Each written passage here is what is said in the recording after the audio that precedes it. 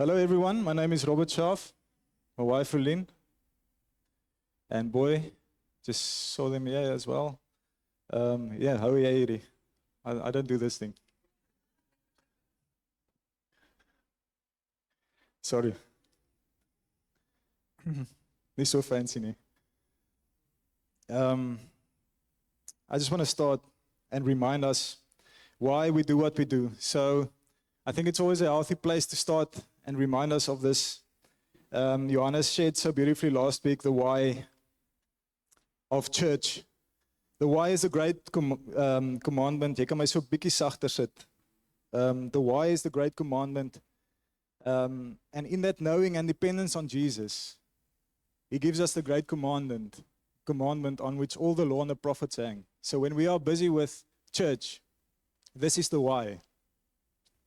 Teacher, which is the greatest commandment in the law? And Jesus said to him, you shall love the Lord your God with all your heart and with all your soul and with all your mind. This is the first and the greatest commandment. And the second is like it. You shall love your neighbor as yourself. On these two commandments hang all the law and the prophets. Amen.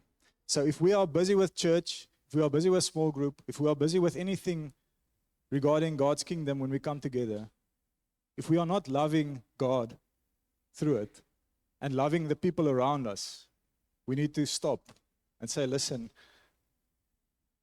hello, what are we doing?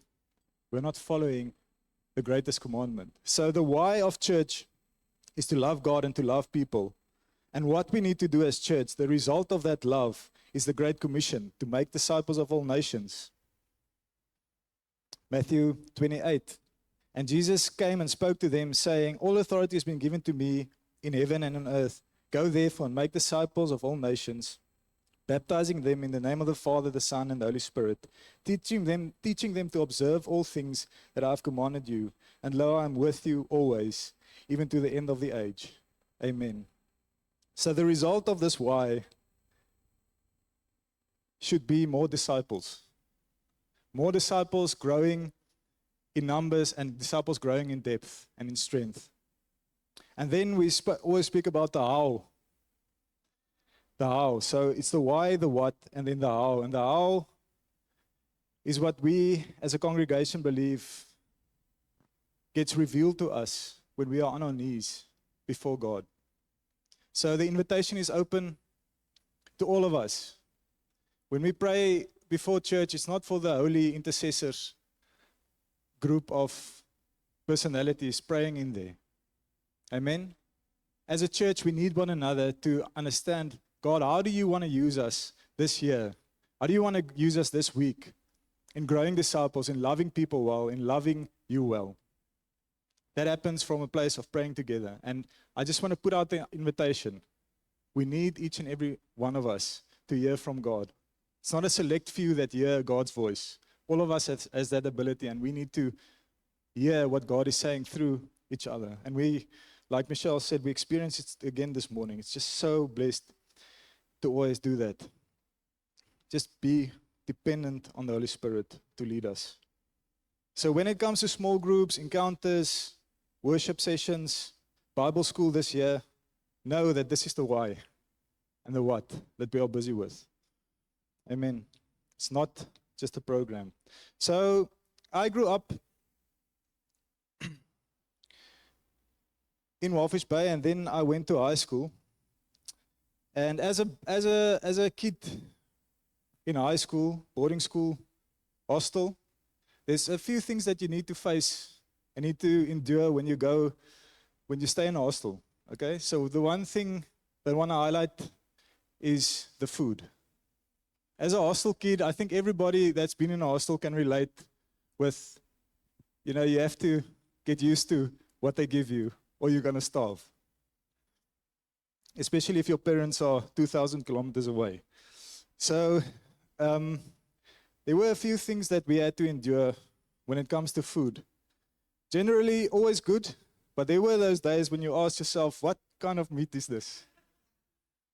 Is it sheep meat, or is it beef, or what is this? You don't want to think too long about it. Then there were the coffee urns. Okay, so the coffee and tea urns were always these big steel urns, and it's already mixed with milk and everything, so you can just take a cup but they also sometimes leave what was in the urn before the time they add. So later on you didn't know, is this coffee, is this tea? You know, but it tasted good. You got used to it. And then there was the cool drink, okay? The Anma cool drink. 20-liter can with a little tap at the bottom. Fill it up. It's aftermarket Oros type. And in these warm summer afternoons, you can go get yourself some cool drink, okay? But as this can stands in the sun, it starts getting warm. It starts getting lukewarm. So when you take that first sip, it's like you just want to spit it out. You know, no, I don't think anybody loves or likes something that is supposed to be cold and it's lukewarm. It's just like it shocks you.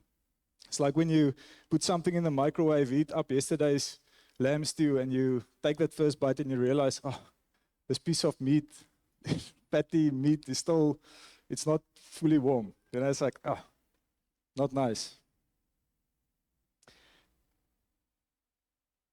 Jesus speaks about the church of the Laodiceans, and he says that they are like this lukewarm taste in his mouth. They're neither hot nor cold, and he just wants to vomit it out of his mouth.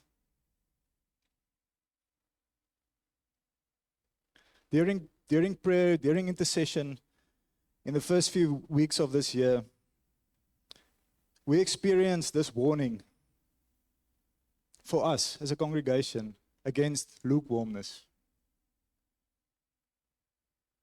And this is absolutely something that I just want to do out of obedience in the how.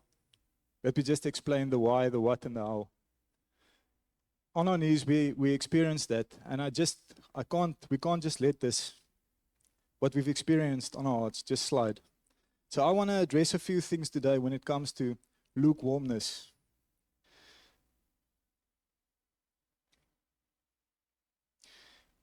I grew up in a Christian home, very good home, loving home,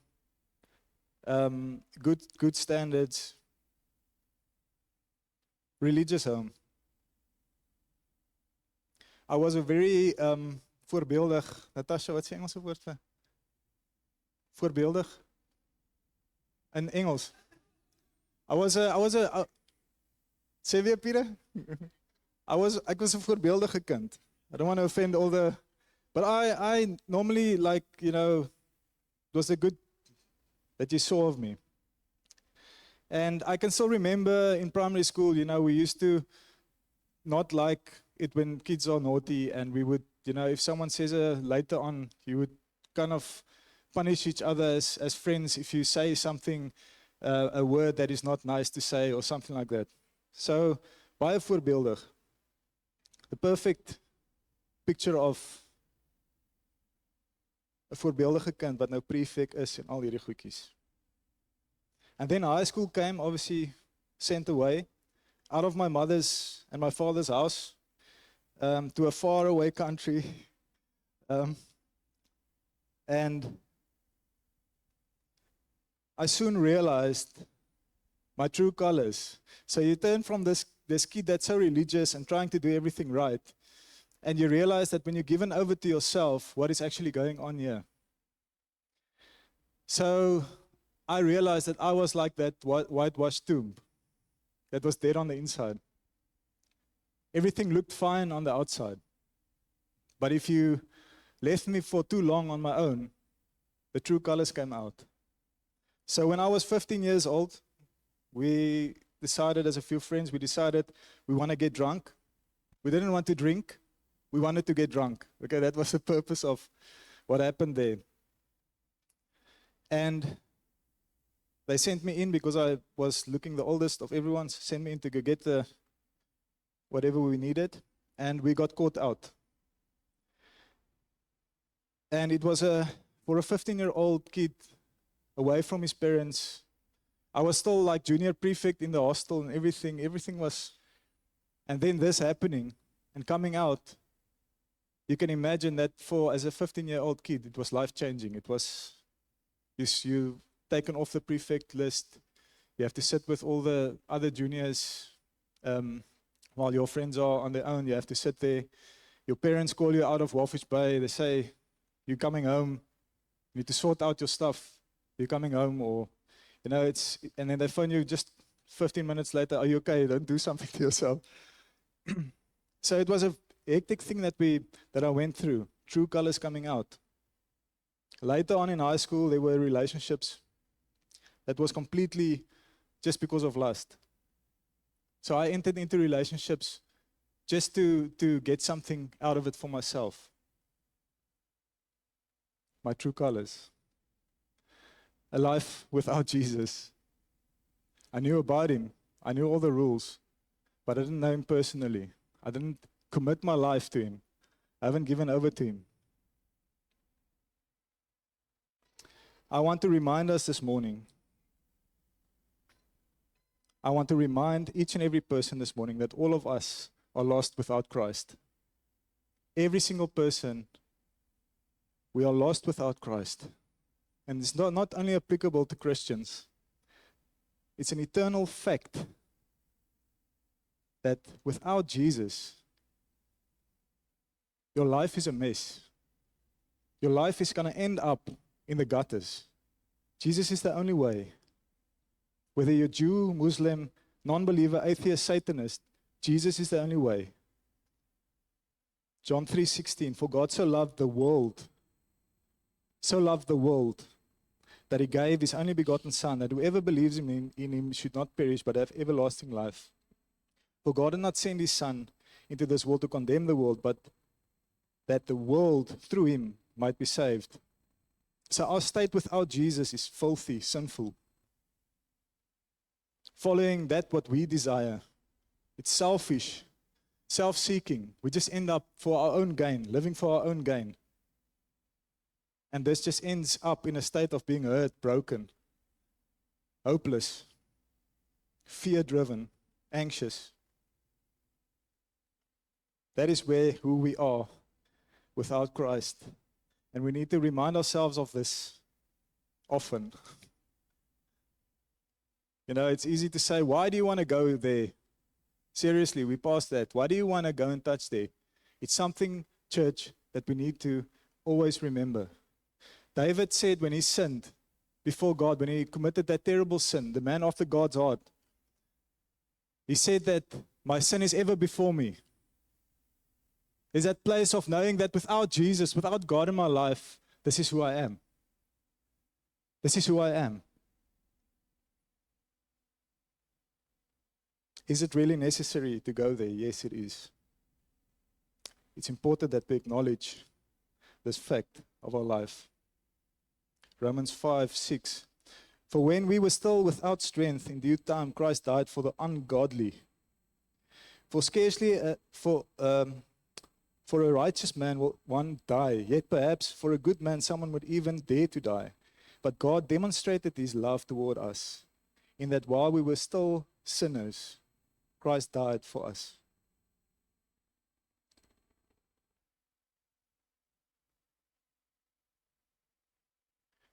When we realize that we are sinners, we can relate to what Jesus did for us. We can relate to what was done for us on the cross. So today, I just want to say to you, I think comparison is probably one of the evils. To say that, I'm not that bad.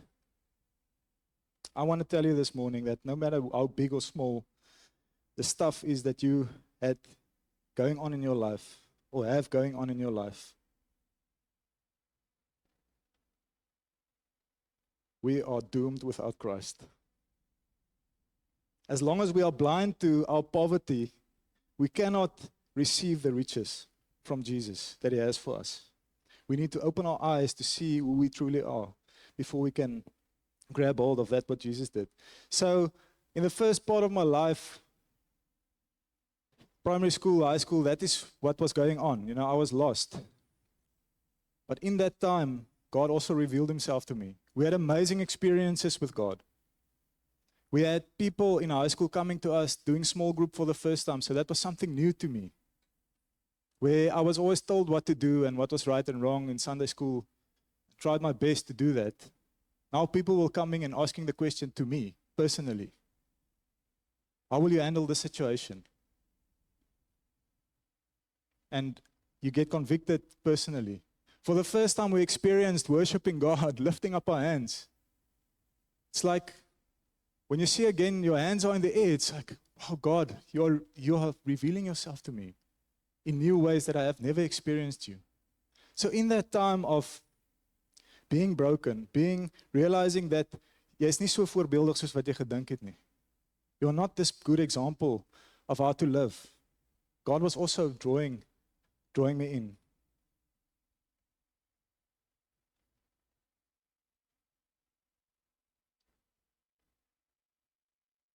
Isaiah 43, but now, thus says the Lord, who created you, O Jacob, and he who formed you, O Israel.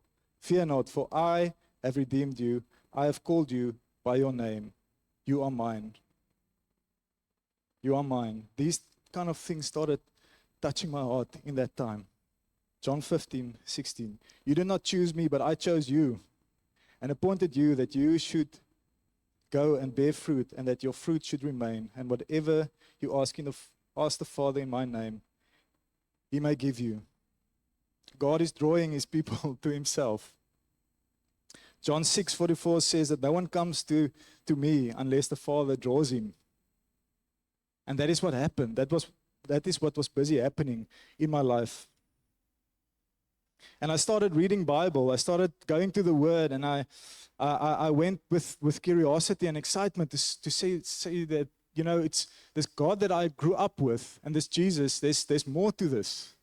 There's something more to just obeying rules. When it comes to Christianity, we can actually know God. He created us with purpose. Through all the ages, his love for us is so great. But we mess it up every time. And thank God for Jesus and grace that we can enter into that relationship with him again. These are things that I started chewing on. And then, through my unique path with God in that time, and each of us have a story. But there was a line, there was a red line drawn like that. So I was still in this place of being completely lost, but starting to experience God drawing me in. And there was the one day that there was this red line, and I was sitting in matric, grade 12, sitting on my bed in the hostel, and I had a decision before me. I had to weigh up all these nice things of the world, being the life of the party when we go away on a weekend, having all these relationships with girls and things like that. I had to weigh everything up. And I realized that, God, this is not what you called me for. And I knew that if I step over this line and I say, God, I'm going to trust you, that everything would change. Nothing would be the same again. It was a big thing sitting there on that bed. It was a big choice that I had to make. That red line. On the other side, everything is going to be different. Everything is going to be different. So in this drawing in, became that point that I had to start trusting God with my life. I had to abandon everything to Christ and say, Christ, I'm now reliant on you. I'm not reliant on my own ability anymore. I'm not reliant on all these things to make me happy, to give purpose to my life. I'm abandoned to Christ.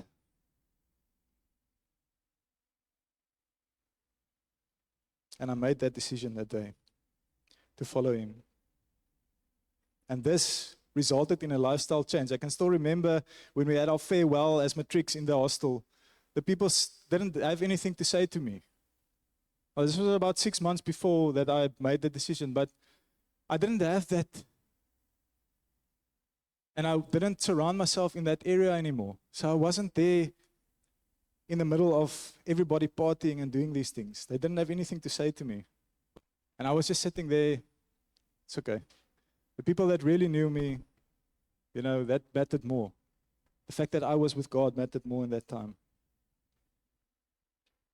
Last week when we were worshiping and giving the opportunity for us to step over that line, I experienced something on my heart, and I thought, okay, just keep it here. There'll be a time to share this, and I just want to share it with us this morning. When we come to God, when we have to step over that line, there's a place of trusting God that we need to understand. And sometimes we struggle to trust Him. It's important to know why we sometimes struggle to trust God. And God just showed me in my heart while we were worshiping last week, there's two main things that often keeps us from trusting Him, that keeps us from coming before Him with confidence and saying, God, this is me. I'm standing before you. Do what you want. The first thing is that oftentimes we feel unworthy to do that. We feel unworthy because of the sin in our lives. We know that there's something that's still in the dark that's holding me back from stepping over that line, saying, God, I trust you. And the sad thing is sometimes we don't want to give it up. Or maybe it's something that you're battling with, you're trying to give it up, but you just can't. It's just there at the back. God's calling us to trust Him. Peter said so beautifully last week, what he said changed my life. It's understanding this, and this is that there's nothing in this world that satisfies more than having a clean conscience before God. Nothing. And it's oftentimes in the biggest challenges in our life that we bring these things into the light. Me and Rolene struggled for 10 years to have kids. I share this a lot, but it's part of our life. And it was a dark time for us, especially in the beginning when all our younger siblings and everybody's having kids and they already stopped having kids, and it's a time passing. And we're sitting here in the middle of this. Challenging, dark, difficult times. You ask yourself, what did I do in my life that is blocking this blessing coming over my life? So the enemy also comes and he sows these lies in your life. Now, I am a firm believer that God does not punish us in these ways when you do sin. Amen. What Jesus did on the cross is complete. We cannot do a sin too big that the blessing and the grace of God gets cut off from our lives. But what I do believe is that in challenges and difficult times, God speaks. He uses those times to do operations in here. And that is what He did for us. And more than being satisfied by having children, I always had 5 kids. I grew up in a house with 4 kids. So it was always a thing for me to, and after doing marriage preparation, you have that new perspective of, the blessing kids are and the purpose they are in having kids. One of the purposes of marriage is to grow up godly people and send them into the world. So we had this desire. But that clear conscience before God became worth more than having what we wanted and had planned for our life. There were things that I promised myself, I'm taking this to the grave. No one will ever know about this. That God came and reminded me of. Stuff that I already forgot about. That I had to sit in bed next to my wife and say to her, Engel, vir iets sê. And I didn't know what was going to be the result of that. There were things that we had to bring out. And in the first 5 years, that conscience before God became clean. We were fine. We didn't have to have kids anymore. It was like, God, this is so amazing just to walk with you. And when Peter shared it last week, I realized that is what it was. It's having a clear conscience before God. Nothing, church, that you desire in your life can satisfy more than that? Nothing. Don't let sin and keeping things in the dark keep you from stepping over that line. God is calling us to trust Him. And then there might be some of us, and this is the second thing that kind of makes us sometimes struggle to trust God, is hurt. Being at that place where you are truly hurt. You expected a certain outcome in life, and it's oftentimes godly things. When me and Rulene got married, in the first year of our marriage, I got a phone call from my mom. I was working very hard. Ek sê nou so asof ek nou, but it was really a hectic time for us. I can still remember, so we had a lot of changes in a short time. We were studying, so we got engaged while we were studying. And then just as I graduated, we got married. So this was married life, work life. The first time in, 9 years not being in a hostel where you get nice food and all that stuff, where, and renting for the first time, everything on one time. It was just such a busy, hectic time. And, everything that we also envisioned for our marriage was kind of, we had to refocus quite often because it's just, life is just going past so quickly. And then I got a phone call from my mom, and she told me, just want to let you know, we had bad news about your father. He's got cancer. And I could immediately, it's not a light, it's just a okay thing. It's serious. It's been there for quite some time without it being picked up, and it was serious.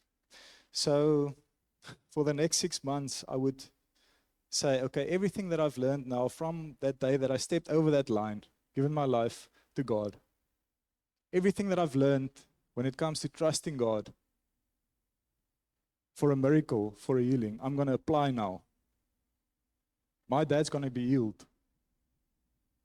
He's going to be healed. And I did crazy things. I got some spiritual guys there in church. We went to my father and prayed for him. We took oil and we anointed him from his whole head was running down. We anointed him. We did all these steps of faith that you just say, God He must come through. 6 months later, my dad, we were in the room around his bed. He breathed his last breath. Big man.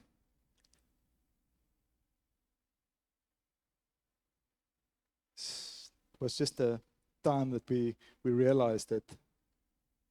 And I, at that moment, thought, I don't know what it means to trust God. I don't know what it means. Don't ask me to pray for someone. But by the grace of God, I stayed with God. I didn't turn my back on Him. I didn't turn my back on Him, and He came and revealed to me that His grace and His love for us is eternal. It's not limited to this time. And that godly perspective, that eternal perspective is worth so much more than having circumstances to be nice around us and the way that we plan it to be. Jeremiah 17:7. Blessed is the man who trusts in the Lord, whose hope is in the Lord. For he shall be like a tree planted by the water, which spreads out its roots by the river, and will not fear when heat comes. But its leaves will be green, and will not be anxious in the year of drought, nor will cease from yielding fruit. Jesus does not promise you that there will not be a drought in your life, or that there will not be heat in your life. What we learn in marriage prep as well is that success in life and success in your marriage is not linked and dependent on a lack of hardship. Jesus never promised that everything will be hunky-dory, smooth sailing when we step over that line. But what He does promise is that we will have peace and strength in those times. And we will grow in those times to know Him even better. And then, when you start doing that, and I want to tell us, church, that when it comes to being lukewarm, we have that line daily in our lives with situations, choices that we have to make. And it's when we return to that place of going to our own old lifestyle, our own old ways of trusting in our own ability instead of trusting in God, that we become a lukewarm church. We called for a bigger purpose. We called for a bigger purpose. When we choose Him, we immediately step into that purpose. So I just want to address lukewarmness head on this morning. This is a scripture that we've received. I'm trusting that God will speak to us through this. Revelation 3:14. And to the angel of the church of the Laodiceans write, these things says the Amen, the faithful and true witness, the beginning of creation of God. I know your works, that you are neither cold nor hot. I could wish that you were cold or hot. So then, because you are lukewarm and neither cold nor hot, I will vomit you out of my mouth. So what does it mean to be lukewarm? And I define it for myself in this way, is that as believers, followers of Christ, we forget about the filth and the brokenness and the fear and the things that we are given over to when we are without Jesus, and we go back to our ways of living a life that is actually lost. And we get in the cycle of doing our own thing, pushing Jesus to the side in the week, and we're coming here on a Sunday and just trying to make ourselves feel better about ourselves. Sitting here, listening to God's word, and going out that door, not obeying His commandments. Lukewarm. Forgetting who we are without Christ. Forgetting that we are broken. Forgetting that we are selfish. That the end and the result of that lifestyle is utter darkness. It's not nice. We forget that. And then we return to that lifestyle. That is, for me, a definition of being lukewarm. Having a form of godliness, but denying its power. One result of lukewarmness is we start to compromise. We start to compromise. We sit here and we say we believe in hell. And then when we get around people and friends that are on their way to hell, we just keep quiet. We don't want to offend them. Church, we need to start becoming warm for God, for His kingdom. If we say we believe these things, our life is supposed to show that we believe it. We can't just say it. We need to start living in that way. I think oftentimes we are afraid to take people on because we're afraid that the finger points back to us. What are you having in the dark that is keeping you from having a clear conscience before God? The lukewarm church starts to compromise on God's truth. Instead of godly encouragement, picking people up out of the gutter, we rather show sympathy. We rather approve of and support people in their road to death.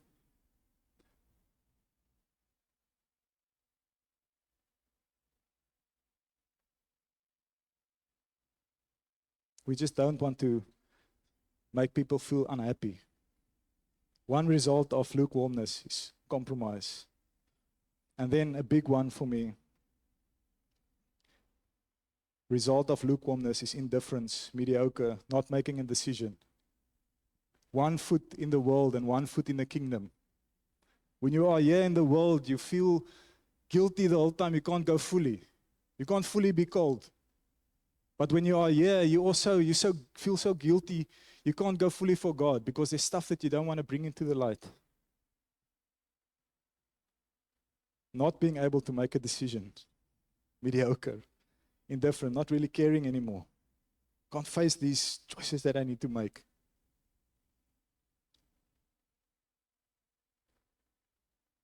And I specifically want to speak to the men this morning. This is something that I just felt on my heart this morning as I was going through my notes. One of the defining things for us as husbands are to lead. And to lead means that you need to be able to make a choice and actually stick to it. Okay? So it's as simple as just deciding that you're going to do something and then following through on that. And when it comes to our families, we're called to lead spiritually. Men, we are supposed to lead spiritually in our families. Make that decision, follow through on it. Where will we be when men stop doing that? And we see it already, the result of that. We come back into our little huddles. We just care about our own happiness, well-being, emotional well-being, and everything. And we're not standing up, making that decisions in our family. The second result of lukewarmness, indifference, indecisiveness. We carry on, verse 17. Because you say, I am rich and have become wealthy and have need of nothing, and do not know that you are wretched, miserable, poor, blind, and naked.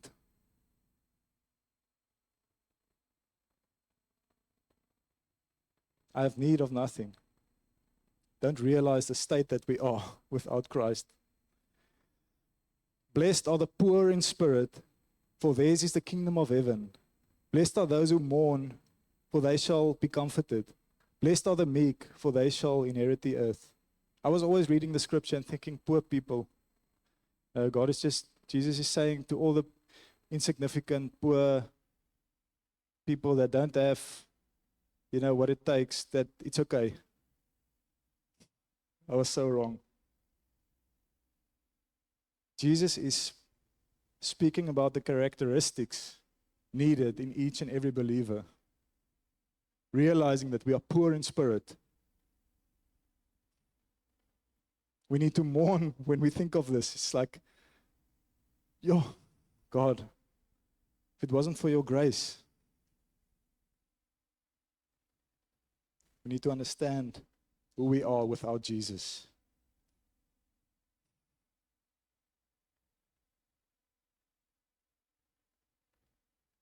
Verse 18, I counsel you to buy from me. Jesus saying, I counsel you to buy from me gold refined in the fire, that you may be rich, and white garments, that you may be clothed, that the shame of your nakedness may not be revealed. And anoint your eyes with eye salve, that you may see. That you may see. The remedy to lukewarmness, Jesus says, is true riches, gold refined in fire. What we spoke about earlier, those tough times that we go through, don't turn your back on God. Stay with God. Stay with God. I promise you, He will come through. He will come through. Not necessarily in giving you all the happy circumstances that you've envisioned. But He's going to keep your leaves green. He's going to keep your life bearing fruit in the heat and in the drought. Stay with God. Gold refined with fire. And then He promises that He will cover your nakedness with white garments. And I want to tell us, church, on a serious note, there's no shame in repentance. There's no shame in bringing things into the light. As a church family, we need to understand that and know that and be ready for it. Because if we're not going to be ready for our filth to come to the front, how can we ever sort it out? We do not rely on our own righteousness. Thank God. We are new creations in Christ. There's no shame in your past, sins that you committed. We need to bring it to the front so that God can clothe us with these white garments. And then finally, He anoints our eyes. In both of these areas, we need the Holy Spirit to open our eyes so that we can see. When we depend on the Holy Spirit, we can truly see. That's been our heart for so long, to become more and more dependent on the Holy Spirit. Not on a program, not on sermon, good sermon, not on anything. The Holy Spirit present here. That's the only thing. He's the only one that can change your life. May Jesus anoint our eyes to be open. As many as I love, I rebuke and chasten. Therefore, be zealous and repent. This is so beautiful. As many as I love, this rebuke that Jesus is giving to the church, he never stopped loving them. It's because of his love that he's calling them back. Behold, I stand at the door and knock. If anyone hears my voice and opens the door, I will come into him and dine with him, and he with me. We need to open that door. Step over that line. Invite him into your life. Jesus will not break down the door. He wants you to open it.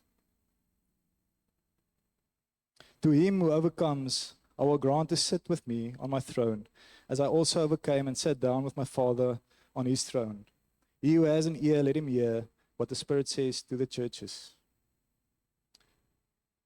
The Laodiceans being the worst church in this list of churches, Jesus promises the highest reward.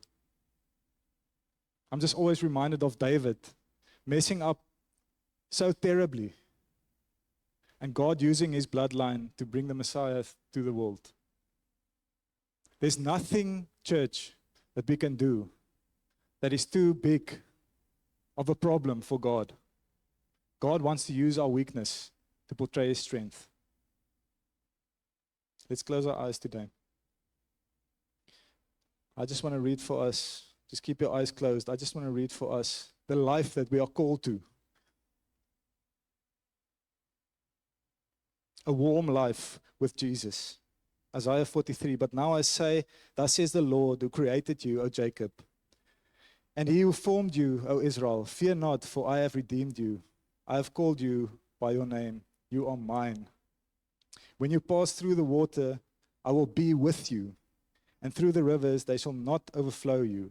When you walk through the fire, you shall not be burned, nor shall the flame scorch you. For I am the Lord your God, the Holy One of Israel, your Savior.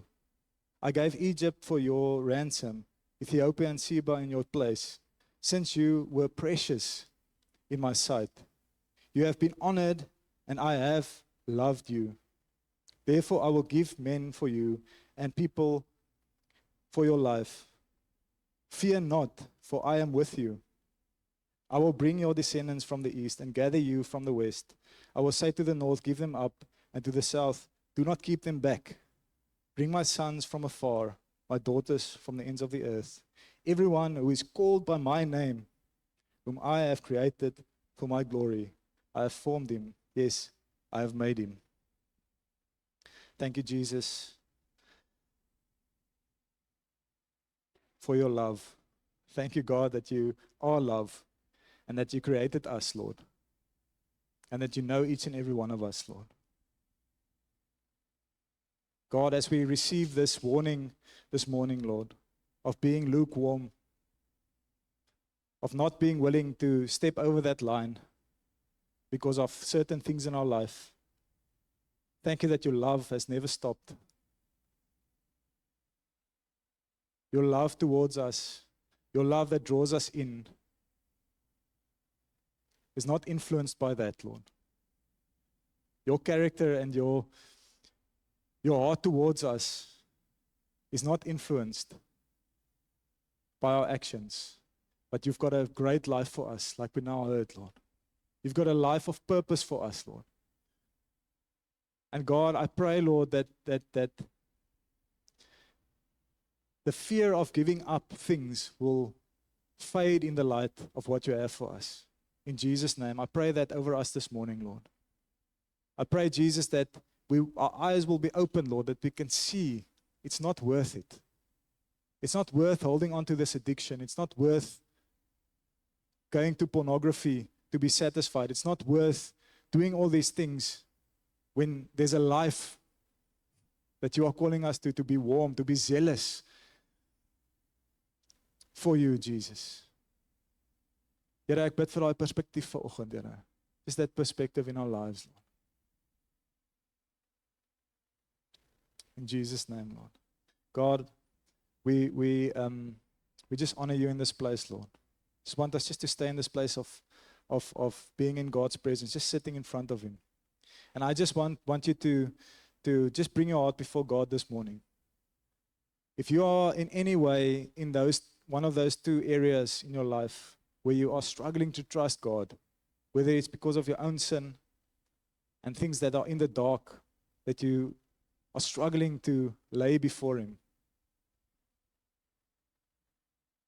or whether it's that place of struggling to trust him because you've trusted him in the past for circumstances in your life, for the drought and the heat to go away, but it's still there.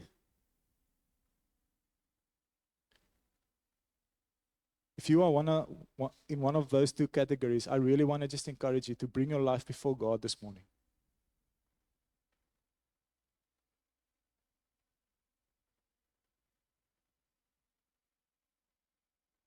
Just bring our lives before you. Just take a moment, just sit quietly before God this morning. Just do that this morning.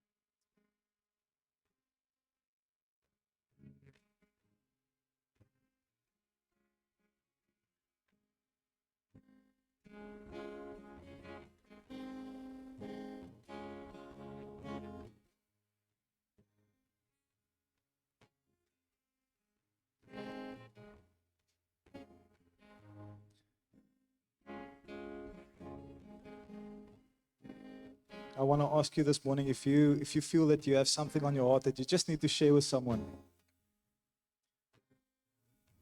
I want to encourage you this morning that this is a safe place. This is a safe place to do that.